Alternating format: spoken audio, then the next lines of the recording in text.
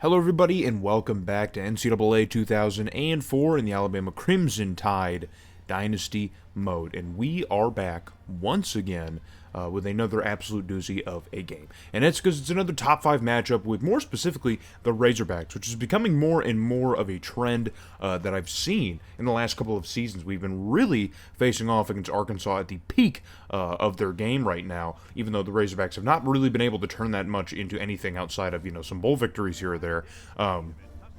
They've been one of the top teams in the SEC, one of the only few teams in the SEC that's like matched our freak, so to speak. They're one of the only teams in the SEC that consistently is winning double-digit games, winning 10, 11 games a season.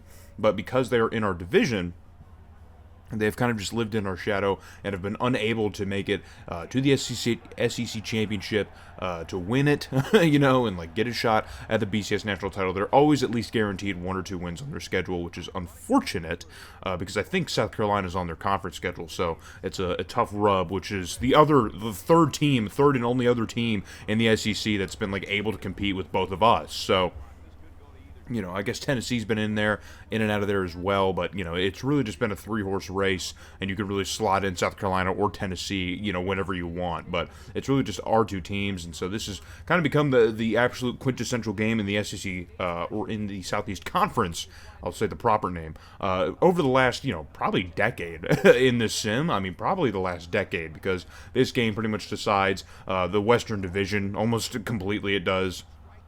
And subsequently the SEC Championship, since, we're the primary winners of it over the course of Sick Naven's tenure. So, but pressure is on to Cal Lumpkin. Immediately, he evades it, and on the run makes a huge throw, and that's going to get caught by Evan Jacobs, if you can believe it. Evan Jacobs stepping in and making a humongous catch. Cal Lumpkin, man, showing off the athleticism, and that is exactly why we chose him to be our starter heading into the season, because he has that athleticism to make plays like that, whereas I don't think Ernest Slaughter does, but he would probably deliver a more accurate pass, if that was what we were looking for. But on a 3rd and 9, Cal Lumpkin completely removes any and all aura that he got from the first play by just running directly into the defensive line on an option play. So on 4th and 12, bring out Kendall Owens for a very long field goal. That kick is up, and yeah, that is definitely outside of Owens' range. I don't know, that's typically an area of the field where Sick Naven would definitely try and at least keep the offense on the field, but just wanted to, maybe try to go for points. This is a type of game where you want to play conservatively,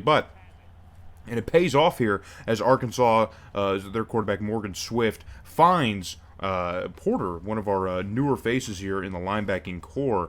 Ellis Porter finds himself an interception in this season. So good on him. And now Cal Lumpkin moving the boys, heading the other way, as we are finally moving with a little bit of momentum here. Going to try and get some points and break the 0-0 tie. Lumpkin deep shot towards the end zone, down the seam, and that pass is going to be caught for a Crimson Tide touchdown. We finally break through here after some antics here. We'll call it antics in the first couple of drives for both teams. But Cal Lumpkin dropping back to pass here. Look at that protection up front. You love to see it. And that's Ben Medley, of course, making the catch. He had Reeves in the vicinity, too, who could have absolutely made the catch as well. But either way, it's going to be 7-0 here now. Arkansas on a 3rd and 4. Swift looking for an opening, and that pass is going to be intercepted again. So Swift here already with a disastrous start to the game here. He's only got 2 interceptions on the year. He comes into this game with a 6-2 touchdown to INT split, but he's already found himself with 2 interceptions in the first quarter alone. So, disastrous start here on the road. Maybe Morgan Swift not really all that prepared for the big stage here, as that pass is almost intercepted. Cal Lumpkin overthrowing his target, and so that's going to be another decision to be made for Sick Naven, and this time he's going to keep the offense on the field here. He knows what he has in Kendall Owens. So on 4th and 7, Lumpkin back to pass once again here, floats this one out, and he finds an open target, and that pass is going to be completed for another Alabama first down. And that will at least keep the drive alive, if not for a little bit longer. And it's Evan Jacobs again, man. Evan Jacobs contributing a little bit here. So Evan Jacobs has been one of the more disappointing stories in this entire series. He just really has not developed past where he kind of started. He's always been kind of like a 79 overall. I think he's only went up 1 or 2 overall points since he's been here. So it's been disappointing to see, but he's still contributing any way that he can. And another big contributor is Chip Milligan here with making a catch and getting into the end zone and getting his 4th touchdown of the season. So Chip Milligan already, as we talked in the last game, he was matching his production, and here he is matching it, or increasing on it from last year. But now Cal Lumpkin back on offense. The Alabama Crimson Tide is back on offense, and it's finally time for Cal Lumpkin to make a mistake as he throws interception number 1. Can you guys believe it? That's his first interception of the season, and it comes in this game against the Razorbacks. We kind of figured it would, because Arkansas definitely probably has the secondary and the linebacking core to make things difficult for Cal Lumpkin to make better decisions, and so now there's finally an interception to Cal Lumpkin's name, and it took all the way up to the Arkansas game for that to happen.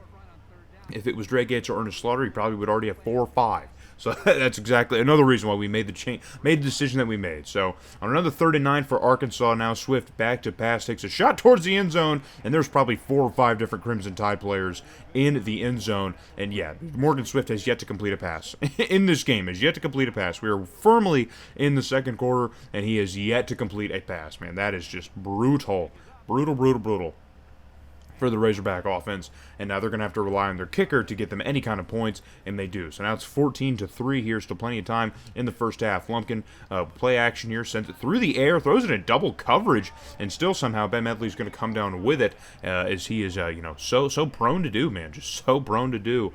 He's just a great athletic receiver. So, but it's another 3rd and 6. Arkansas's defense really showing some force here. Lumpkin in a clean pocket, releases down the middle of the field, and Ben Medley, man, right in the numbers, and it's going to fall onto the grass. So we're just giving him all this praise, and then he drops a just wide open pass. Not wide open, but a great pass. Cal Lumpkin got it exactly where it needed to be, threw it exactly in the window where it had to go. And Ben Medley could not hold up his end of the deal. But Owens does hold up his end of the deal, as this time he does nail that field goal. This one's a little bit more within his range. So 17-3 now the score over the Razorbacks, who are in control, but Swift still has... never mind. Never mind. As Morgan Swift throws interception number 3, and Arkansas's terrible, bad, no good, bad day just continues to get a little bit worse. So we have another golden opportunity to score in the first half as Lumpkin on 3rd and 7 down the middle of the field here. I think it's Reeves, one of the newer faces on the offense, making that catch in the middle of the field. And that's going to give us a brand new set of downs, a new lease on life. So 2nd and goal, we're going to fast forward to. Going to hand it off to Sharp, the fullback, and Sharp gets into the end zone for touchdown number 2 on the season. Sharp has been one of the bigger contributing fullbacks that we've had in this entire series here, and he's continuing to show that. So 24-3 is the score. We are back on offense once again as Arkansas just continues to struggle, but now Cal Lumpkin is starting to struggle a little bit as he gets interception number 2, and there you can see it's flashing the Arkansas QB pressure. There hasn't really been all that much. I think Cal Lumpkin's more so just making some not-so-great decisions on his own. And that is a prime example. And Morgan Swift is continuing to make even worse decisions on his own. So he's probably about to match his touchdown to INT ratio in this game alone. I think he's already got, 3 or 4? I think that was his 4th. Yeah. So he's already matched. He's at 6-6 now. It's gross. So still time left in the first half, man. We're still in the first half. And Cal Lumpkin's going to cash in on another Arkansas turnover, finding Chip Milligan for his 5th touchdown of the season, as he gets into the end zone. A beautiful, beautiful play. Beautiful pass also. Just beautiful pass. Way to locate Chip Milligan, getting perfectly open where he needed to be, and that is going to end the second quarter, and we are just absolutely walloping on the Razorbacks, man. Just completely walloping on the Razorbacks, 31-3 here, and now we are back on offense once again in the second half. Lumpkin back to pass. Deep shot downfield, and that pass can be completed once again, and I think that's Chip Milligan. And look at the comparison. Look at the passing comparison. This is just not even fair, dude. This is brutal. We haven't had a game like this over the Razorbacks in a very long time. So on 2nd and 1 here, basically goal to go, but it didn't matter because we got into the end zone for another Alabama touchdown, and things are just completely getting out of hand for Arkansas. I don't know what on earth has happened to them. I mean, I know what's happened to them. Their quarterback's having a disaster game, but still you'd expect a little bit more resilience out of the Razorbacks, which is what they've shown over the last couple of seasons. But I guess this year we've truly exposed Arkansas as being the complete frauds that we all knew that they were. We knew that they were this bad, that they were this fraudulent. But now it's just kind of, getting proven. We're proving it in real time at home. Maybe this was in Vietnam, then there'd be a little bit more to this game, but the fact that we get it here at Bryant-Denny, maybe that's throwing off Arkansas a little bit, and some of the newer faces that they have on this offense. There's still a lot of returning faces on it, some familiar names as I was writing them down, but I think quarterback is a new situation right now. He's a sophomore, so maybe maybe this isn't his year. Maybe next year we'll see a much better, more stronger Arkansas team that's ready to compete and fight back as we score again. Now it's 45-3 here, late in the third quarter. Now Swift, under pressure, gets rid of it, and this time it's going to be an open pass here, and now running down the middle of the field. It's a foot race, and it looks like he's probably going to win that foot race. I'm trying to look at the sheet and see exactly who it is.